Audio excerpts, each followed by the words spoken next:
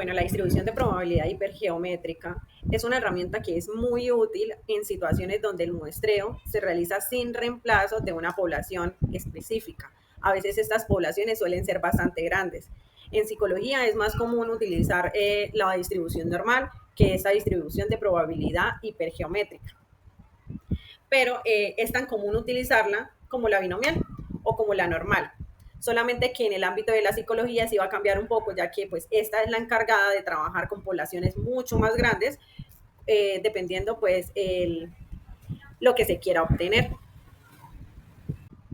Van a existir unos parámetros que son claves en la distribución de la probabilidad hipergeométrica. Vamos a encontrar que la n mayúscula la podemos encontrar como el tamaño total de la población, la k mayúscula será el número total de aciertos o de éxitos en esa población y la n minúscula será el tamaño de muestra que se va a extraer para como tal identificar ese tamaño de la muestra que se va a extraer de la población específica. En estos casos, pues la distribución hipergeométrica puede ser aproximada, puede ser muy relativa o muy parecida a la distribución binomial, pero esta pues va a ser un poco más sencilla, ¿sí? Sin embargo, en estudios que se han realizado en poblaciones pequeñas, que son bien definidas, como por ejemplo, donde se extrae de un grupo grande cierta población para hacer el estudio, la distribución hipergeométrica será una herramienta estadística que garantizará la precisión en los cálculos de la probabilidad. Bueno, aquí tenemos un ejemplo muy sencillo. Un psicólogo está dirigiendo un grupo de terapia para personas con fobias sociales. El grupo está compuesto por 25 pacientes. En este caso, la población total, que sería N mayúscula, es 25 pacientes, que es la totalidad. De esos 25, 10 han sido diagnosticados con un trastorno de ansiedad social grave, que en este caso sería K igual a 10. Para un estudio de seguimiento, el psicólogo seleccionó al azar una muestra de 8 pacientes de ese grupo total de 25. En este caso es N minúscula igual a los 8 pacientes que se seleccionaron al azar. Ahora, hay una pregunta. ¿Cuál es la probabilidad de que la muestra de 8 pacientes contenga exactamente 3 con el trastorno de ansiedad social grave? Para este caso, entonces vamos a colocar X igual a 3 para poder determinar cuáles serían los casos como los éxitos de ese grupito pequeño que el psicólogo sacó al azar, que fueron los 8, ¿sí? Y poder determinar cuáles contienen ese diagnóstico. Bueno, en primera instancia vamos a revisar primero la fórmula que vamos a utilizar de la distribución hipergeométrica, que es la distribución que hemos elegido para la solución de este problema, ya que es la fórmula más adecuada para las situaciones de muestreo sin reemplazo, la fórmula que pueden ver a continuación en la pantalla. Luego de esta fórmula vamos a calcular. Entonces, ¿qué vamos a calcular? Vamos a calcular la combinación de éxitos, la combinación de fracasos y las combinaciones totales. Tenemos que tener en cuenta que N mayúscula significa 25, que es la población total, que la K mayúscula significan los 10 pacientes que tienen el trastorno, la N minúscula, que son los 8 pacientes que se escogieron aleatoriamente, que sería el tamaño de la muestra, y X, que es en este caso resultaría como 3, que es el número de pacientes con el trastorno en la muestra, ¿sí? Después de hacer estas combinaciones tanto de éxito, de fracasos y las totales, vamos finalmente a aplicar la fórmula, ¿sí? En esta fórmula vamos a tener como resultado que será 33,32%, revisando como tal el cálculo es correcto, ¿sí? Que sería P, abrimos paréntesis, X igual a 3, cerramos paréntesis, igual a 1,081,175,120 por 3,003 igual a 0,03318, ¿sí? Que en este caso es correcto 33,32%. La distribución de probabilidad de chi cuadrado es, vamos a encontrar que significa x2, que es una distribución que se utiliza para pruebas que tienen que ver con hipótesis, sobre todo para esos datos que sean más de origen categórico. Es la suma de los cuadrados de las variables aleatorias normales. Siempre se va a regir por las variables aleatorias normales. Esta dependerá de un parámetro que es muy importante, que es grados de libertad, que significa GL, los cuales se determinan, estos son los que determinan la forma de la curva. Cuando los grados de libertad aumentan, la distribución se volverá más simétrica y se logra aproximar más hacia una distribución normal. Esta prueba es utilizada para comparar frecuencias esperadas y para lograr determinar también si estas diferencias son significativas. Hay unos parámetros que son claves, que son, primero, la simetría. La distribución es positivamente asimétrica, cola a la derecha. pero la asimetría disminuye a medida que los grados de libertad aumentan. Eso siempre debemos tenerlo muy claro. También vamos a ver que otro parámetro clave será el rango, y es el valor de x2 siempre es no negativo, ¿sí? Y también otro parámetro que es clave será el parámetro único, que es la forma de la distribución que está determinada por los grados de libertad. Bueno, vamos a tener un ejemplo de prueba de bondad, que es aplicado netamente a psicología. Un psicólogo está investigando si la distribución de los tipos de personalidad de su muestra de 100 estudiantes se ajusta a las proporciones esperadas de la población en general. Según la teoría del modelo de los 5 grandes, la teoría sugiere que el 15% de la población tiene una personalidad abierta a la experiencia. El 15% el 20% de la población va a ser una población consciente. El 30% de la población va a ser extrovertida. El 25% de la población va a ser agradable y un 10% va a ser neurótica. El psicólogo clasifica a los estudiantes y obtiene los siguientes resultados. Entonces, los clasificó como abierta a la experiencia, 2 estudiantes, conscientes, 25 estudiantes, extrovertidos, 33 estudiantes, agradables, 20 estudiantes y neuróticos, 10 estudiantes. Vamos a tener una pregunta problema. El psicólogo quiere saber si las frecuencias observadas en su muestra difieren significativamente de las frecuencias esperadas según la teoría. Él quiere comparar la teoría con las respuestas que le van a dar según la muestra. Bueno, en primera instancia, la prueba de bondad de ajuste de chi cuadrado se usa para determinar si una distribución de frecuencias observadas concuerda con una distribución de frecuencias esperadas, es decir, las observadas sobre las esperadas. Los datos del problema son, entonces vamos a poder observar que las frecuencias observadas son 12, 25, 33, 20 y 10, que da un total de 100. Las proporciones teóricas van a ser el 15%, el 20%, el 30%, el 25% y el 10% para un total del 100%. El tamaño de la muestra son 100 estudiantes. Primero se deben calcular las frecuencias esperadas, multiplicando el tamaño total de la muestra por cada una de las proporciones teóricas. En este caso, abierta la experiencia sería 100 por 0,15 igual a 15. El consciente 100 por 0,20 igual a 20. Extrovertidos 100 por 0,30 igual a 30. Agradables 100 por 0,25 igual a 25. Neurótica 100 por 0,10 igual a 10. Bueno, aquí vamos entonces a encontrar una fórmula para el valor del chi cuadrado, entonces debemos despejarla. Entonces tenemos que colocar abierta la experiencia 15 sobre 12 menos 15, cerramos paréntesis, 2 igual a 15, abrimos paréntesis, menos 2, cerramos paréntesis, 2 igual a 159 igual a 0,60. Y así lo vamos a ir desarrollando para consciente, para extrovertida, para agradable y para neurótica. Luego entonces vamos a pasar a sumar todos los valores que se van a obtener en la parte anterior que ya habíamos hablado, y entonces les vamos a colocar como un resultado final, ¿sí? Que encontramos que chi cuadrado igual a 0,60 más 1,25 más 0,30 más 1 más 0,0 igual a 3,15.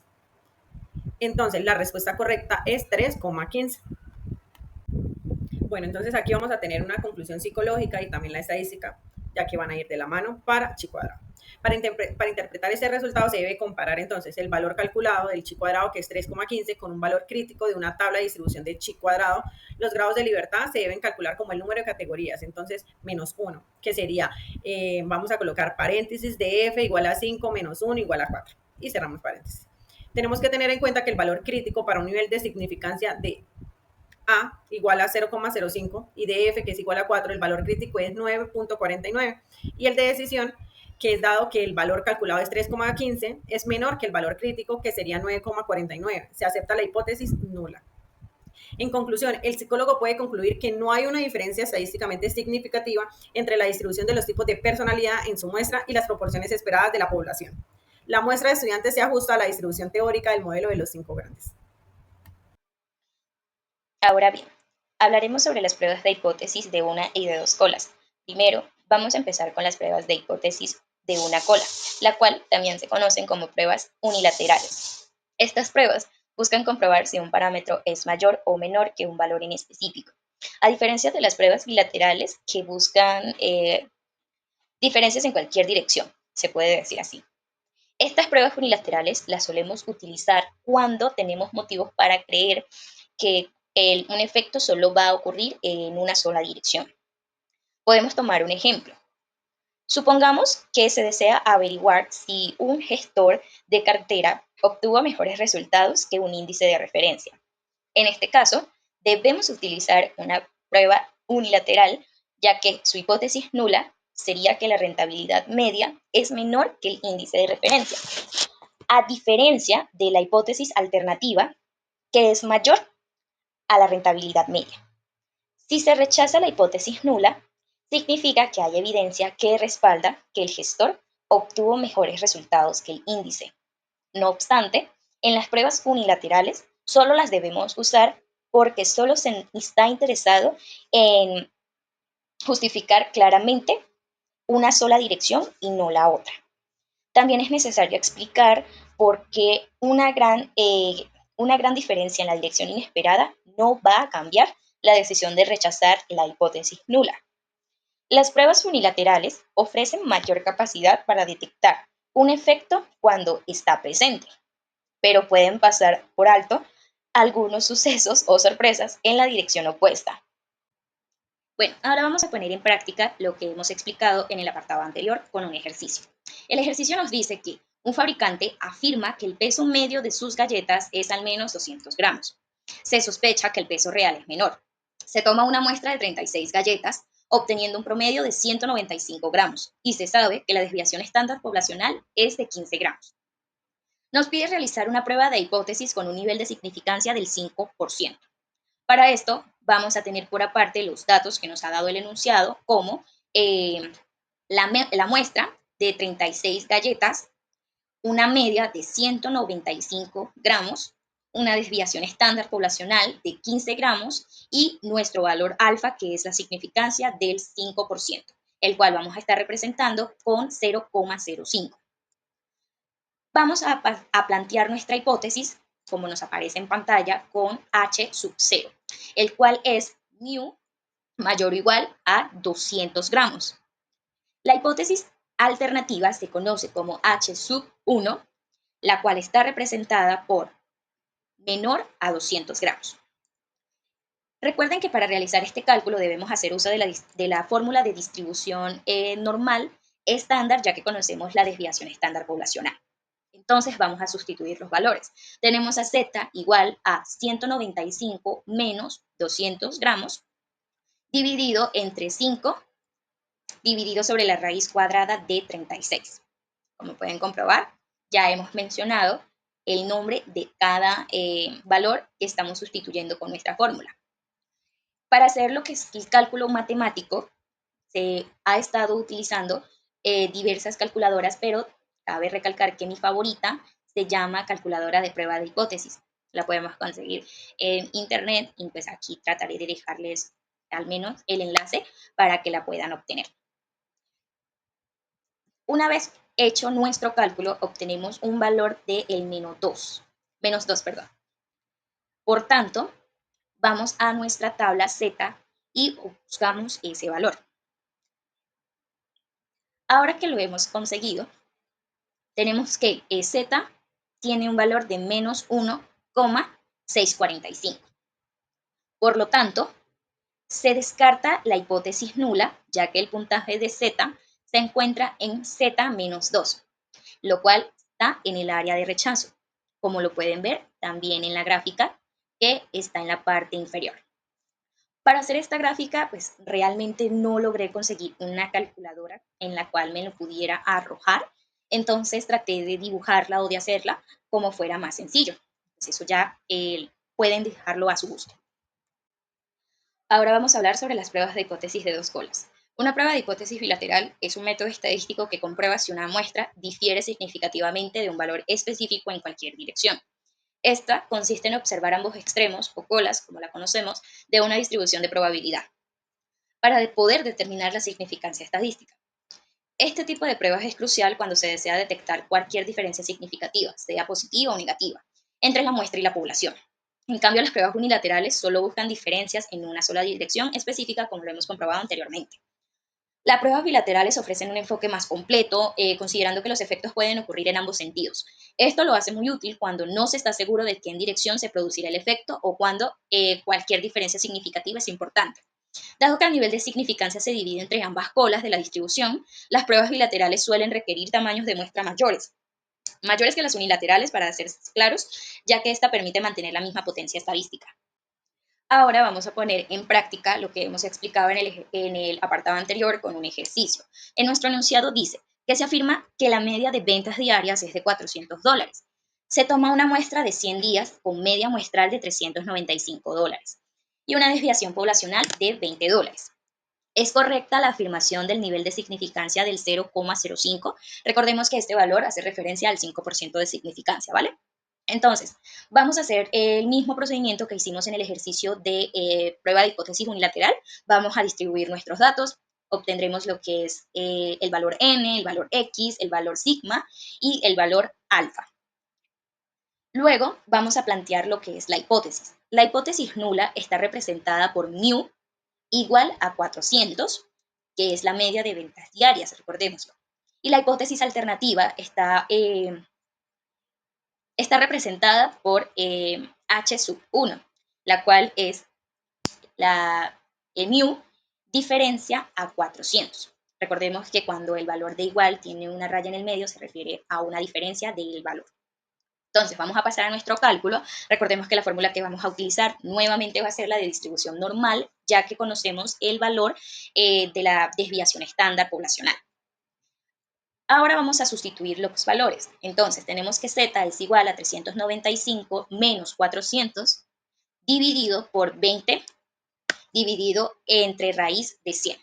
Esto con nuestra calculadora nos va a arrojar el resultado muy rápido. Nuevamente yo he utilizado lo que es la calculadora que les he dejado al final del video para que puedan obtener el enlace.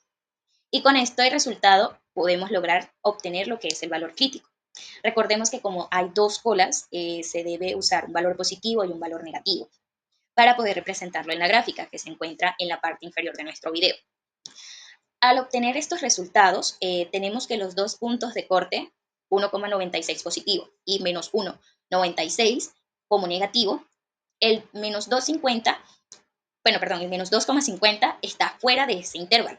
Por lo tanto, rechazamos la hipótesis nula porque la puntuación Z está fuera de su rango, aceptando así la hipótesis alternativa.